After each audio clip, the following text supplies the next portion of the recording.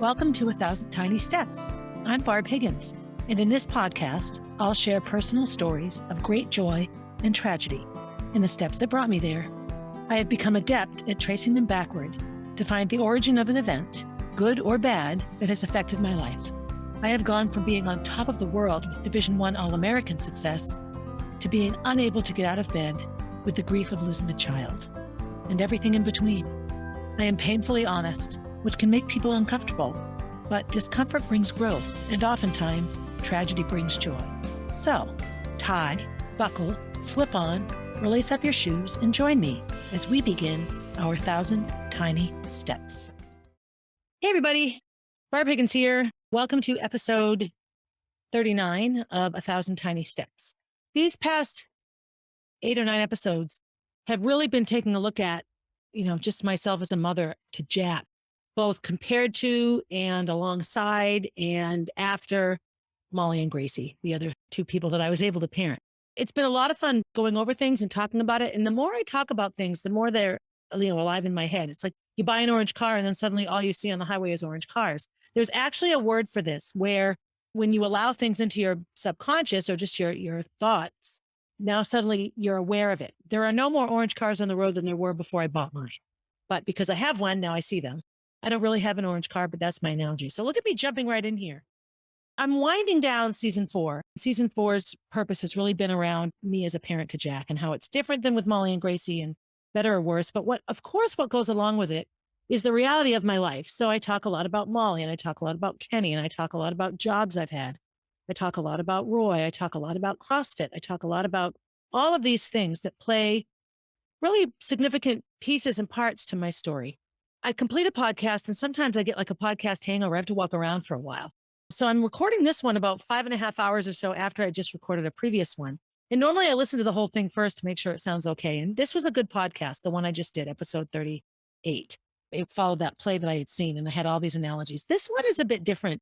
When I organize episode ideas and put them in sort of a chronological order with my editor, we come up with ideas and we move them around. And sometimes 2 episodes become one, and sometimes I skip one and go right to another, or I flip-flop ideas, which is what's nice. I mean, what I'm going to podcast about is what comes out of my mouth on a given day. And so that's sort of the regular Barb part of it. So episode 39, the very, very first sort of heading and title is being a helicopter parent. And helicopter parenting is funny because, we all have different ideas about what that means. When I think of my own childhood growing up, everybody walked to school. I lived 1 street away from the bus. So I couldn't take the bus because I lived too close, even though it's only like a block away from kids who could take the bus to Runlet Middle School. I walked in all weather. We had 1 car. All families had 1 car, and my dad took it to work, or my mother brought my dad to work and came back. I just know that the timing of everything was not consistent with me getting to school on time. Would either have to go really, really early or be late. Sometimes, too, I would watch my sister and brother while my mother brought my dad to work. And then when she got back, sometimes I'd jump in the car and she'd take me. So it wasn't like I never got rides, but nowadays nobody walks to school. We're in the middle of a middle school project in Concord here. And one of the big issues is walkability. And when you really analyze the number of kids who walk to school now, far less than it used to be. This comes up to me because being a helicopter parent, parents that would let their 12-year-olds walk 2 miles to middle school in this day and age might be considered really, really, really loose. Like, oh my God, you're letting your kid walk to school. Whereas we all did it, but times change. I remember my mother saying things just like this. Well, when I was little, we did it this way. And it's just easy as a young person listening to an old person to sort of roll your eyes and be like, okay, boomer. But the reality is every generation has its reality. And someday all you 21-year-olds will be saying the same things I say to 21-year-olds that are not yet born. Because you will live your life and you will feel strong to it. So am I a helicopter parent? Yes and no. It just depends on what you mean by helicopter parent. I have friends who don't let their kids eat snacks alone in the house because they're afraid they'll choke. Somebody has to be home when they eat. That's not irrational. I let Molly and Gracie eat when they were home alone. I always told them, make sure you're sitting down and comfortable and that kind of stuff. I don't feel like I helicopter parented in that way. I knew where they were all the time. When I finally let them walk from the bus that dropped them off at Dewey School, when all the elementary schools were sort of mixing, they wanted to walk a little bit. And so I thought, okay, Dewey School to here. If there were no trees, I could see Dewey School out the window I'm leaning out to look at. So I'd let them walk, but I'd sit in the car and watch them like, oh, And then when Gracie was in middle school, she took the bus and I watched her to the bus stop. It was right down the street from us, but I enjoyed the time with her. There were some kids that I worried about at the bus stop. And so I just went in my pajama pants because I had lost my job by then. She got on the bus with a neighbor and went to school. And then I drove Molly. The year that Molly died, seventh grade, my Parker job interfered with me being able to take her to school, which is heart wrenching now because that was some of our best times. And she would take the bus. And it's just a level of independence, letting them go, letting them be on their own. Gracie went to the school district preschool and she had an IEP, so she was allowed to get picked up on a bus. And Cynthia, my good friend Cynthia, was Gracie's bus driver. And so it was such a piece of independence for Gracie to ride the bus and ride the kindergarten bus. To me, these are ways that I'm not a helicopter parent. I'm giving my children, wings. We did dancing and, I was always a stage mom. I was always backstage. Part of it in the early years was because I'm not going to leave my 3-year-old with a stranger to go do a dance. That was how I felt at the time. But then I realized what was best for Gracie and Molly were to have a number of mothers upon whom they could rely. And this is a big piece of my raising Jack. I want Jack to have lots of mommies and daddies, mommy and daddy figures in his life, and aunties and uncles and people, friends, adults that can be there for him when he needs them. Molly and Gracie had several dance moms, and they would go to these moms for help with hair, costume changes, all those things. And I would do the same for those kids when their moms couldn't be around. Am I a helicopter parent? In some ways, I guess I am. Molly and Gracie's lives were incredibly structured. I knew where they were at all times.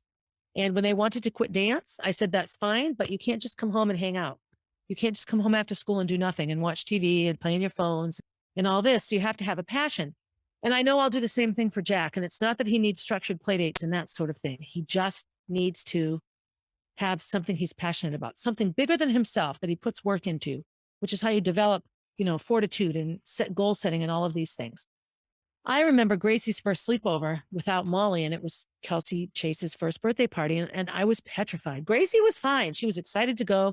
She had a little bit of issues, and Molly and I were just home like missing Gracie because we did the whole family bed thing. And it was pretty intense. A lot of play dates. It was Molly and Gracie together. And most of Gracie's and Molly's friends loved the both of them together because they were just such a unique pair. In terms of this day and age, I do not feel like that I'm a helicopter parent.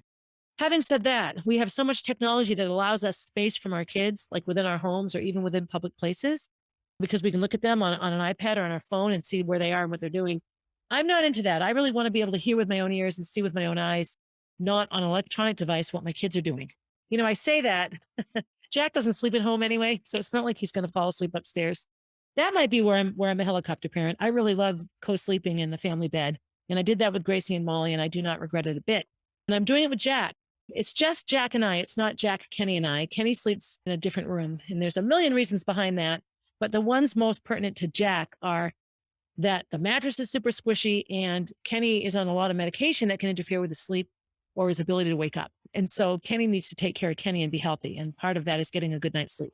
The other thing I want to get into right now is I nursed all my babies. I love breastfeeding. That's me. A lot of women don't. They have no desire to do it. A lot of women really want to do it and struggle unbelievably. Our country is so divided on how we treat women. Everything with women is an issue that gets taken back to, a typical woman. That's how I feel politically and all of that. I just feel like women really get the shaft. And good women do amazing things. And I don't know. I just feel like it's difficult. But I loved nursing Gracie and Molly. Molly nursed until she was 2.5. And I finally had to say, okay, honey. She called it Badoot. And I had to say, no more Badoot. It's time. And okay, goodbye, Badoot. I'll miss you. And, it was the sweetest thing ever. But she was good. She understood I'm big now and, and all this. Gracie stopped at like 16 months. I got pregnant with Molly and she didn't care for the taste anymore. Sometimes it changes. I will nurse Jack as long as he wants to nurse. And right now he nurses 3 or 4 times in the night, which is fine with me. When he's home or we're home together during the day, he nurses quite a bit. I give him breast milk in a bottle to take with him to big boy school. But he also eats a lot of food now. When we're eating, he takes bites of everything we eat. And that's how we do it. I don't give him a plate.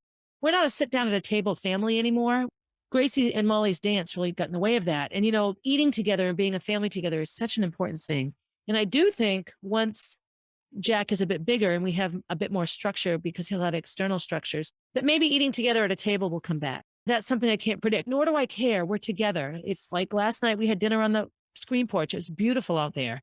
And Jack just wandered back and forth and I gave him bites of chicken and bites of rice and he happily eats it, but he eats a lot of his own food. And that's how I did with Gracie and Molly. I really let them dictate those things. I remember with Gracie and Molly, I wasn't vigilant on potty training. It's their life and they have to be comfortable putting their pee and their poop where they want to put it, when they want to put it. Not that I want to let them poop everywhere. That's not what I'm saying. But, a lot of kids really struggle with potty training because it just, oh, you can't come to dance unless you're potty trained. I'll tell you what, Gracie and Molly wore pull-ups at CDA for 2 years. They could totally hold it. They wouldn't have peed themselves there. I didn't want to take a risk in case they really had to go. And once Gracie finally was just willing to go in the toilet, Molly followed suit immediately. That was just how they did things together. I'm sorry, Gracie, I'm talking about your potty training in a podcast. I love you, my 21-year-old perfectly potty trained child. I had a great pediatrician who said that. Whenever I had concerns about Gracie or Molly and their behaviors or their diet, he would say, when they go to college, they're going to be fine. And Gracie was, and I'm sure Molly's fine in heaven. I think of a helicopter parent as somebody that over hovers. And will I sit in the waiting room when Jack is at dance? I will until I'm told I don't have to anymore. Of course. Dance shouldn't be a childcare facility with kids getting into trouble. I want him to be a good part of anything that he's in. This leads into sort of routine life at home. So I never gave Gracie or Molly chores. I did their laundry. I would pick up the toys at the end of the day. They had busy days. I wanted them to go to school and do well. I wanted them to enjoy their dance. On days that they did not have after school activities and I would get home from track and they had hung with Nanny and been relaxed, I would have them play a big part in helping me clean, and they didn't always like it. And if they had homework, I would sit down with them to do the homework. Gracie struggled incredibly with her homework, and so we would just do it together. And I wanted those things, to me, those things were more important than a clean toy room. And so really, once they had their own room, and then it was sort of their place. Like I remember they were like, Mommy, our room is a mess. And I'm like, well, you need to clean your room. And they sort of looked at me like, why wouldn't you clean it? And I said, well, it's not my room. So that really was a turning point for them. And so we didn't have fancy, a sheet and a blanket and a bedspread. We just had a sheet and a bedspread or a comforter with a duvet cover over it. So you take the duvet cover off to wash. I tried to make their beds and their chores as easy to do as possible. And I will do the same thing for Jack. I want my kids to be able to focus on the important things, I guess things that I feel that are important, which is being well rested and feel secure, doing well in school. Yes, we should all pick up after ourselves. I get really cranky when I go into the kitchen and I see change and sunglasses and a wallet on the butcher block when the container for all of those things is on the next shelf over. Okay, if you have the energy to put them here, Annie, this is you can put them where they belong. Those things get me cranky sometimes when I'm just in a cranky mood. So will Jack learn that he is responsible for himself? Yes. Will he have a list of chores to do before he's allowed to play? No, that's just not how I function. And when I look at Gracie, when she comes home, she came home, she left the room she stayed in a disaster. But I've seen her room at Disney. She's unbelievably clean. Everything is clean. It's all where it belongs. It's clean. She makes her bed. It's not a mess because she gets it. She's one of 4 people living in a very small place. If there's going to be a mess, it's not going to be hers. So I think by not over pushing that at that age, that's been successful. The other piece is, does Molly's death make me afraid something will happen to Jack? Yes, it does. Because I'll tell you right now, just because Molly died doesn't mean Gracie or Jack won't. It just doesn't. I lost baby Gordy at 25 weeks. And I remember saying to Kenny, well, I've lost a child. I can cross that off, bad things that will happen to me in my life. It doesn't matter. The 1,000 tiny steps that go into the death of a child, anyone's child at any age, are far too complex and go back far too many steps to be obliterated by another child dying. So I've lost 2 of the 4. I live every day fearing that I'm going to get a phone call about Gracie or some bad thing will happen to Jack all the time. Does that mean I'm hovering over him all the time? No, I can't, because all I'm going to do is prevent him from learning. If there was a silk company and they thought that if they peeled the cocoons of the moths that made silk, that they could speed up production. And all of those moths died because without having the struggle of breaking out of the cocoon, their wings weren't strong enough to flap. They needed that struggle. And that's a bit of a nature analogy, but I'll tell you right now, Jack will learn from his struggles. Am I going to let him fall off a bed onto a wood floor? No, I'm not. But he's going to trip and fall several times. He's going to catch his fingers in the door. All of these things are going to happen. And I can't over worry about those things. When either one of us is at the dishwasher loading it, Jack is there in a heartbeat. And his first thing to grab, a steak knife. Doesn't grab a spoon. Doesn't grab Tupperware. No. Do I banish him? No, I take the silverware thing and put it up on the counter. And now he can't reach the silverware. Go ahead, Jack, play with the coffee mugs. These are things that as parents, we have to let our children figure it out. And that's a fine line, just a fine line. I can say that Molly's death had nothing to do with me giving her too much space or not enough space. Her death had nothing to do with her. She did everything right. She did everything that every doctor said to her. and they just didn't listen to her and it killed her. That's a hard thing to live with. I will teach Jack to advocate. I will say when I'm at the doctor's office now, I am much more vocal about what I think as a mother and that my thoughts and intuitions come first. Fill me with science. If I'm wrong, I'm going to admit I'm wrong. I was not wrong with Molly. I was right and I wasn't listened to. And the one nurse that believed us showed up, was too late. It's not her fault. Yes, I am more protective in some ways of Jack. I am much more vocal at the doctors. If Kenny has to go, like Kenny, here's a list of things that you have to get answers to. He is a very capable father, but I missed Molly's last 2 doctor's appointments and I have such anxiety about that. Sometimes I feel bad for the doctors just because, there's that. On the note of doctors, the Montefiore Einstein Hospital there in White Plains, New York, that took care of me so well. I took Jack to Utah twice in an airplane across the country, yarded up into a canyon, tethered him to my body and got tethered to a cliff to view a sunrise. I nursed him up there. I mean, I did all these things with a 1-year-old baby. I took a 5-week-old baby to Disney and tooled around. So am I a helicopter parent? Am I overprotective? Yes and no. I think we all define those things for ourselves. I was talking to another mother and she's got a baby right around my age and her baby is no longer breastfeeding. And I don't know if it's all regular milk. I think it's just milk and water and not necessarily even formula, maybe formula. I don't know, but very, very different. And we parent completely different. And I look at her parenting and think I could never do it that way. But she looks at me and thinks I could never do it that way. So neither of us are wrong. I have to sit inside myself as a mother all the time and mother Jack. I have to do it right for me. And I have to be a good mother. And a good mother is relaxed and is taking breaths. In the vein of breastfeeding, as I'm recording this, there's a huge formula shortage now. All these supply chain issues. I find it weird how certain things suddenly are a shortage. And I guess it's where they are in the container trucks. If the container ship full of formula is sitting in a harbor somewhere and that one can't get unloaded, then there you go. There's not enough formula. I find it a little weird that the formula shortage is piggybacking the abortion crisis and all that Roe v. Wade stuff. Okay, we have to get rid of abortions. And even if the mother's in danger, but, oh, by the way, we don't have enough formula to feed the babies that are going to be born. That's me being a bit snarky. But when I look at these things and ponder these things, I ache for formula mothers because this doesn't mean they can suddenly breastfeed their kids, nor would they want to. I've seen a number of mothers, and I did this myself. I'm a nursing mother. And if I had a friend or anybody that had a baby and they couldn't find formula and they were freaking out, I would nurse that baby in a heartbeat. Wet nursing was not uncommon. There have been women all through time who can't nurse, not that the milk doesn't come or the baby doesn't suckle right or whatever. And what do? They don't let their babies die. They find another nursing mother. Would you also nurse my baby, please? Milk is produced upon demand.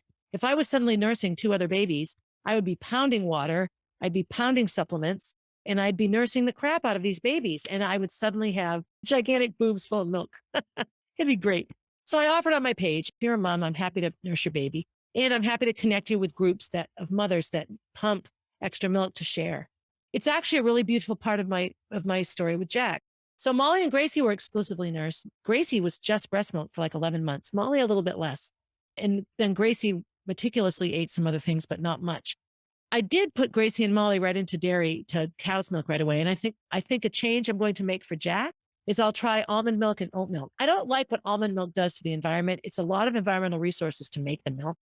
I also don't like what the dairy industry does to cows. So there you go. How do we balance that out? But I think I might try oat milk. I like oat milk. I put it in my shakes in the morning and all of that. And if Jack is willing to drink it, that's a way he can get nutrients that isn't cow's milk. And I can make sure he gets the vitamins he needs by supplementing and that kind of thing.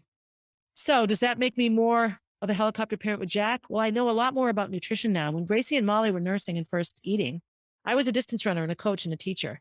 The CrossFit community, CrossFit has a huge nutritional piece and it's an upside down triangle in it. And without sounding, I don't know how this sounds, but it's basically called the caveman diet. If you were a forager, you would find food and eat it. There are certain foods you would never eat because you wouldn't have a field and grow it all and harvest it. So nuts and berries and fruit and seeds, those things are all eat, things that you can get naturally in nature. You can pick pineapples off of trees and bananas and grapes and all these things that you can eat that don't need to be grown in bulk. Meat is a big piece of it because, caveman generation and even just living in the wild, a family would kill a deer and they would use every piece of that deer for survival. Native American culture as well. You honor the animal that you killed and you ate the food and you used the coat to keep you warm in the winter and you honored the deer that gave its life so that you could have yours. And I know hardcore vegans will disagree with this and that's absolutely fine. There are so many ways to look at things. And so with Jack, Jack will get a lot less junky junk than Gracie and Molly got. Having said that, if he goes to school and a kid offers him a Twinkie, he can have the Twinkie. I'm not going to be one of those mothers that, oh, you can't have that, because I find that if you limit kids like that, it's what they want the most. I will employ a very similar technique I did with Gracie and Molly around junk food. When they were growing up, there was a vending truck in our driveway full of candy and soda and chips, everything you want. And sometimes they would say, can we have a vending truck treat? And I said, yes, but come to the kitchen. And I'd give them each a glass of water, not a big one, like 4 ounces. Drink this glass of water. And here, eat some grapes or some carrots, and like 5 each. Right now, you may go pick out a treat or two. So one time Molly said, why do you do that, Mom? And I said, 2 reasons. One, I'm making sure you have nutrition first so that the junk food doesn't fill you up and you don't want to eat the nutritious stuff. And second, now you have a little bit less room for junk food, so you won't eat so much. And they actually grew up with a really healthy relationship with junk food. I never said no, ever. And we just managed it. And I will be the same way with Jack. Controlling food and what and how kids eat, it doesn't make a lot of sense. They're going to figure it out and go to college eating really well. I do take some more risks with Jack than I took with Gracie and Molly. I didn't let anyone babysit Gracie and Molly. They were little girls. I had that, childhood sexual abuse. I was out of my mind that somebody would hurt them. So it was my mother, my sister Johanna, then my friend of mine, Pam, at the time, and then little A, Amy Farrar, then now Amy Hale. Those were the only people. Amy and Pam were the first non-family people to change Gracie or Molly's diapers. Up to then, it was me, it was my mother, it was Kenny, it was Johanna. That was it. And I was just vigilant about this. And I functioned in fear a little bit around protecting them from stranger danger and all of that. I remember when Molly and Gracie were in 4th and 6th grade, they got cell phones, little iPhones. And somebody was texting Molly, and it was just somebody, like a spammer kind of thing. And she was absolutely petrified. I'm like, Molly, turn your phone off and walk away from it. Nobody is going to come get you. And so we went through it, and I went to, I blocked the number. I reported the number. I texted back and said, stop texting this number or I will call the police. And then I blocked the number. And of course, the number never could get through again. That terrified Molly, but she was smart enough to say, okay. And Gracie and Molly managed their social media really well. Once Molly died, Gracie and I were on social media all the time. So I just stopped. Gracie can do what she needs to do to grieve. Jack has gone to childcare already. Now, granted, it's Jen's place. So he's with Jen. And I know the people that work there. So it's a level of safety that I feel. And Gracie worked there. So the first few times he went, actually, I would only have him go when Gracie was there. And when Gracie went to Florida, I went round and round, like, what do I do? And I spoke with Jen about it. And she's like, we love Jack and we want him to still come. Please don't keep him away from us. And so it gives me a bit of a break. I never did this with Gracie and Molly. I'm already thinking about preschool options for Jack, and that maybe it would, I did the school district preschool with Gracie and Molly. And there's a part of me that might sign him up for that. It's 3 days a week and half days, I think. And then I can supplement that with something else, like, Shaker Road or something more outside. I would love for him to have an outside component. I had my mother with Gracie and Molly. I didn't even think about it. They can go to school when kindergarten comes, and kindergarten was half day then. I do know that forcing a lot of academics on young children shows by 3rd grade, full day K and all the preschool stuff, and kids that didn't have it. What the difference is the structure and being able to handle school and being able to handle class and getting along well. When you have kids with really bad homes, being in school all day is helpful for them. Do I care if Jack reads well in 1st grade? I do not. I care that Jack is a good friend and is respectful and kind and stands up for himself. If he can read, well, yippee. Because you know what? By the time he goes to college, he'll be able to read. How I'm doing preschool with him, how I'm already thinking about it, is very different than it was with Gracie and Molly. My life is different. I worked a 1/4 mile from my house the first years of Gracie's and Molly's lives. And then I worked a 1/4 mile in the other direction from my house. And when I lost my job, I was an online teacher in my house. So I was here all the time with incredible support. Road racing jobs took me away, but that was on the weekends when I had a combination of Kenny and my mother. Molly and Gracie were never, ever not with someone that really loved them. And I want that the same for Jack. My life is different now, though. I do know that with writing a book and doing the podcast and my plans and hopes for sort of an online presence, I'm hoping will be big and will have good payback for me, not payback financially, just in general. I have a lot to say and important things to say. And so that's stuff that takes me away from Jack.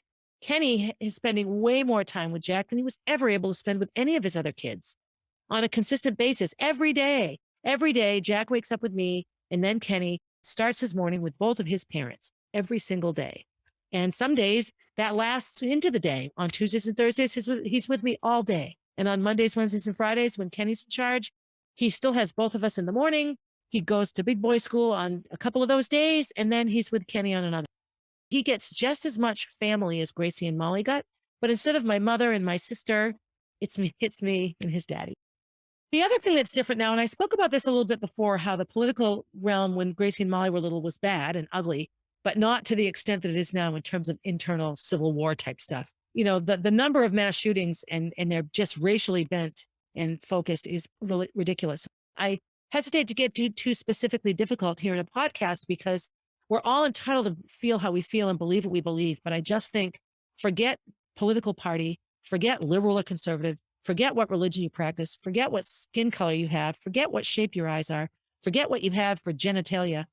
Let's look at people's hearts and how they treat others. Come on. To me, that's the most important thing. And I think humanity, at least in this country, is as bad as it's ever been.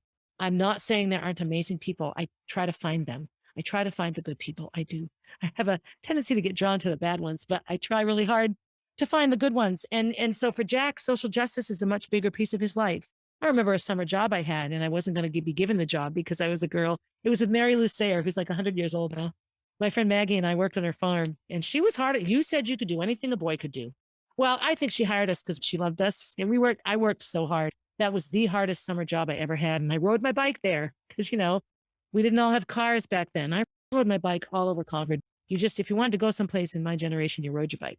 Will I let Jack ride his bike to Bow? I actually think I probably will. I want him to learn how to navigate.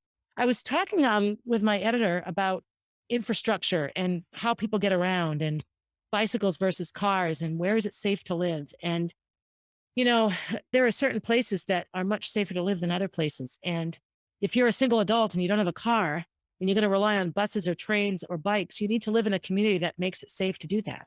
And there are not too many communities in the United States that are safe. It's very dangerous to be on a bike. Cyclists get hit all the time. I know a handful of people that have almost lost their lives getting hit being on their bikes. And that's a pretty, sad statement when, the cars have more precedence than the walkers and the bikes. So these are things that will play a role in how I teach Jack to navigate his world, his actual physical world. We live on a very busy street and then a small little neighborhood behind us. So we sort of have the best of both worlds. And I have sawhorses that I put children playing, and I put them right where the cars would turn. So if they zoom around the corner, they're going to hit it. But better to hit that than to hit the child down the road. So, these are all things that are bigger issues for us now as parents than they were for us as kids. I lived on Essex Street growing up in Concord, and at the end where it turned up into Rowell Street, and we played in the street all the time, wiffle ball.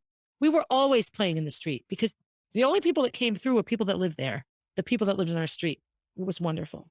On our back street, we can do that a little bit. It's not such a cut through, but the main drag is very, very busy. So how do I helicopter parent there? Just the same way. You just need to be smart and all of that. The social justice piece, though, does bother me and concern me. I just worry. I worry that Jack is coming into a world that could look at him based on his skin color and eye color and gender and everything else and lump him into a group. And, we start with our eyes. When you think about human beings, sometimes we start with our like in the morning, you hear the birds before you see them. But when we're meeting new people and scouting out new environments and learning new things, we look around, we look and we take in what we see, and we make assumptions and ask questions based on what we see. I want Jack to be able to really look at what he sees and consider all the possibilities before he decides what might be true. I think in some ways in this culture, in this climate, that's the most important thing, is that I really teach him to think. I'm the mother of a boy now. It's so different. With Gracie and Molly, we all have uteruses and fallopian tubes and vaginas and boobs, and we're women, pretty much a man's world for most of history. And so it was easy for me to sort of say, all right, as women, here's what we have to do. And, it's very different with a boy. I'm not a boy. I don't know what it's like to be a boy. I know what it's like to be a woman in a man's world. I know all of that. But, I want to be a mother that raises a strong, independent, sensitive, kind young man that he knows he has the freedom to be whoever he wants to be. And I know I've said that in a million podcasts. The other thing, and this was supposed to be in a different episode, like a next episode, but I think the next episode might just be something different. I'm not a goal setter anymore. So I'm working with both my podcast editor and I'm working in this group of female entrepreneurs. And goal setting is a big thing. And I start the goals, and it's a simple SMART goal. I wrote SMART goal speeches my whole career as a running coach. When I went to Princeton, I'd sit with 150 high school girls looking at me, and we'd go through the whole process of setting a goal for their cross country season. And it was a SMART goal and, specific, measurable, all the things that a SMART goal is. I was given this goal assignment. I don't even remember my goals. I'm sitting here, and if my podcast editor said, "What are your goals for this quarter?" I wouldn't remember what I wrote. So in this women's group, it's the same thing. It's this amazing interactive PDF. It's great. I love it. I like filling it out. It's easy for me to read. I sit down and I do a little bit and I just go to something else. So I clearly have something going on with me that indicates I'm having a hard time setting goals. I can tell you right now, when Molly died, my busy day planner and workout journal, all of that stopped because marking time became impossible because Molly was dead. And how do I mark time? I don't want to think about it. I just don't want to think about it. I could have used some help. I went to drugs and alcohol. So I just, soothed myself that way for a long time. I just couldn't do it. It was too painful. All I could do was sit and just try to hold myself together. It's okay, Barbara, breathe. I will say my continued fallout around Molly's death is setting goals. I try very hard to do it and I have a difficult time. How does that bode for me as a mother with a child who I should set goals for? Not that I should set goals for him, but help him to set goals for himself. And I should have goals. I should have things I'm reaching for. In terms of milestones like walking or solid foods or whatever, I don't believe that parents should dictate when their children do those things or read it out of a book. Oh, your child's 1? He should take 1 nap a day now. Well, Jack is 14 months and he takes 2 to 3 naps a day because that's what he needs. I'm not going to argue that. I don't care what the book says. I want Jack to know how he feels and sleep when he needs to sleep, not when I tell him to sleep. I think that's how I am right now. I don't know about goal setting. And this is a challenge for me. And so when my editor edits this, here, I'm telling you, I'm really having a hard time with the goal piece. I want good things to happen. And maybe it gets back into self-sabotage, which is a big piece of the body keeps the score. And what trauma victims do, they wreck it. They wreck it because that's what they're used to. Before someone else can wreck it, I'll wreck it. Then it's mine. This is something I'm working on though. And this is a goal I have to have my goals written and submitted by the end of May. That's what I would have to do.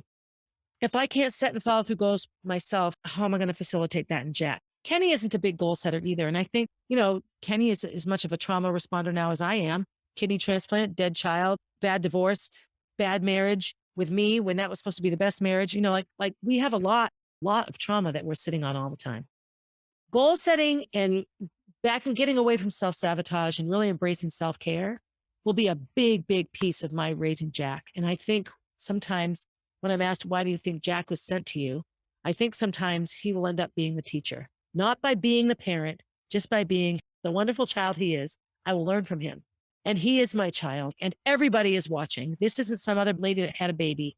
This is something much bigger than that.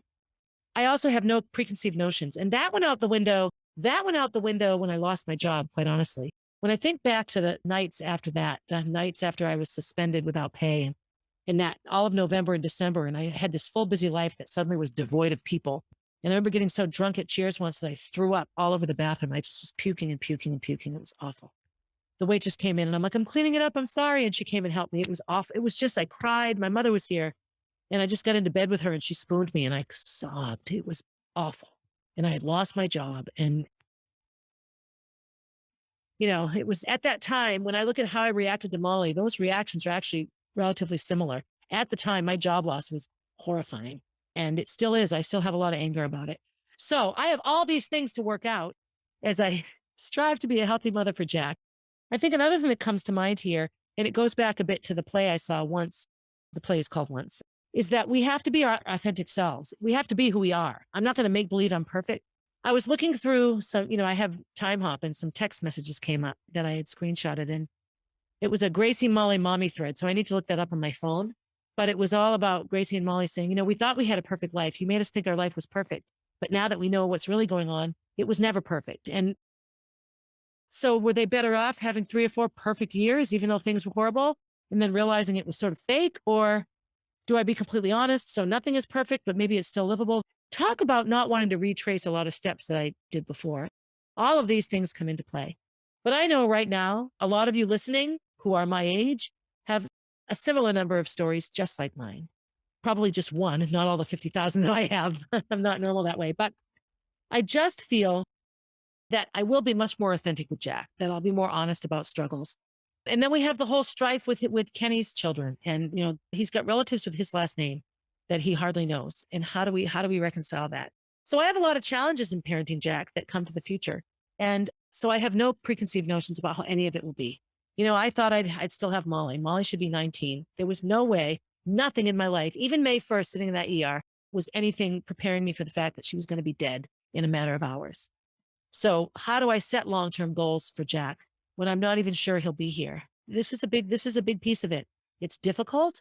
It's very, very difficult and hard. And so, it is what it is. So I'm wrapping up this episode now. It is May 15th. So we're going to head off and spend some time with Gracie. We get back. It's May 23rd, which is Molly Be the Musical's anniversary. We will have finished our clothing drive by then. All of these things will be wrapping up. And then I'll be getting into a new sort of the next phase. I'll have one more episode in this episode around Jack and Gracie and parenting. And I think I'll involve Gracie in it a little more. And that will wrap up season 4. And then I'll move into, I don't know what. I have a lot of ideas on what I'd like to talk about next. I do think I want to delve into what my preconceived notions were, what my goals were, what my life was like before I lost my job, before I got into that really toxic friendship. I had some really, really good years and then I didn't. So as I wrap this one up, I actually want to do a quick little thing. So I do a lot of things for self-care. And so I have 3 areas now. So I've talked about how I function in anger a lot right now. Kenny and I had that nasty fight that I told you about last time. So I have this journal called In My Humble Opinion, and it's a journal to vent. When you're angry, come right. And every page is captioned, why people are like that today. I love humanity, but I hate people. Cynicism is an unpleasant way of speaking the truth. Everyone is as God made him, and often a great deal worse. I don't like the him in there. How about them? Anyway, I like this because I'm going to practice putting my anger in here. Now it's in writing, it's in a book, and I can do something with it later rather than take it out on someone. Goal setting. So, I've been struggling with this, and my podcast editor a little while ago suggested I get this book, and it's called The Desire Map, and it's by Danielle Laporte. I know nothing about her, but I will say it's a guide to creating goals with soul. So this shows me 2 things. One, a different way to look at goal setting rather than I look at goal setting athletically. But when I think of what running did for me and how that taught me to set my goals, I get it. Oh, yeah, okay. Goal setting with soul. So I can't wait to read this. It also shows me that I have a really intuitive and incredible podcast editor who really, really does a good job at intuiting, figuring things out in his clients, or at least me as a client. And then finally, my entrepreneurial group, this book is called How Successful People Think, and it's John Maxwell. So John Maxwell offers these like speaking courses and all this kind of stuff. So this is a little easy book to read in the plane. And now that I've finished The Body Keeps the Score, I feel like I can continue. I actually have another book I should finish. That marketing book that I found in December. Anyway, these are 3 books that come to mind. So take a look at those if you're so inclined, and be good to yourselves and get outside and get some sun. If you live in New England, vitamin D time, soak it all in with a little sunscreen for safety. And as always, have a good day, everybody. Hey, thanks for listening and for supporting 1,000 Tiny Steps. I hope you enjoyed the episode and will continue to listen. Feel free to leave a review and share my stories with your friends. Also, please reach out if you have stories to share. I love hearing from and connecting with my listeners. If you would like to know what I'll be talking about down the road, you can find me on Instagram at barb_444, on Facebook as Barb Higgins, and at my website, www.1000tinysteps.com.